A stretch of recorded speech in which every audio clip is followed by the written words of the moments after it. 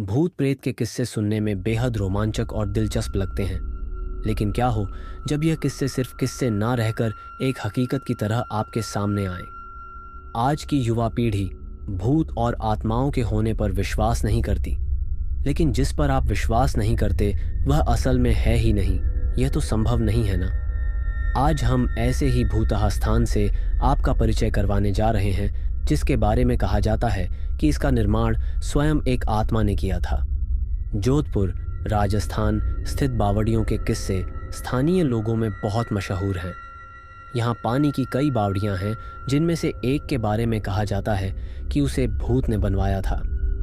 जोधपुर से लगभग 90 किलोमीटर दूरी पर स्थित रठासी नाम का एक ऐतिहासिक गांव है।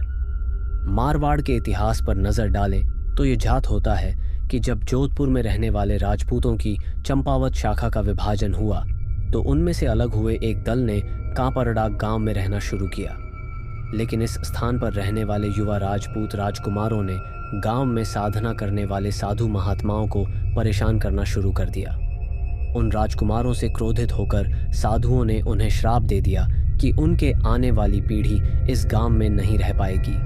साधुओं के श्राप की बात जब राजकुमारों ने अपने घर में बताई तो सभी भयभीत हो गए और उस गांव को छोड़कर चले गए। इस गांव को छोड़कर वह जिस गांव में रहने के लिए गए उस गांव का नाम है रठासी गांव। ये जोधपुर से लगभग 90 किलोमीटर की दूरी पर स्थित एक ऐतिहासिक गांव है। इस गांव में एक बावड़ी है जिसके बारे में कहा जाता है कि वह भूतों के सहयोग से बनी है, अर्थात उस बावड़ी को बनाने में भूत प्रेतों ने गांव वालों की सहायता की थी। ठाकुर जयसिंह के महल में स्थित इस बावड़ी को देखने के लिए लोग दूर दूर से आते हैं। इस बावड़ी के विषय में यह कहानी प्रचलित है कि एक बार जब ठाकुर जयसिंह घोड़े पर सवार होकर जोधपुर से रठासी गांव की ओर जा रहे थे, तब रास्ते में ठाकुर साहब का घोड़ा उनके साथ साथ चलने वाले सेवकों से पीछे छूट गया और इतने में रात हो गई। राजा का घोड़ा काफी थक चुका था और उसे बहुत प्यास लगी थी। रास्ते में एक तालाब को देखकर ठाकुर जयसिंह अपने घोड़े को पानी पिलाने के लिए ले गए। आधी रात का समय था। घोड़ा जैसे ही आगे बढ़ा, राजा को एक आकृति दिखाई दी जिसने धीरे धीरे इंसानी शरीर धारण कर लिया। राजा उसे देखकर डर गया।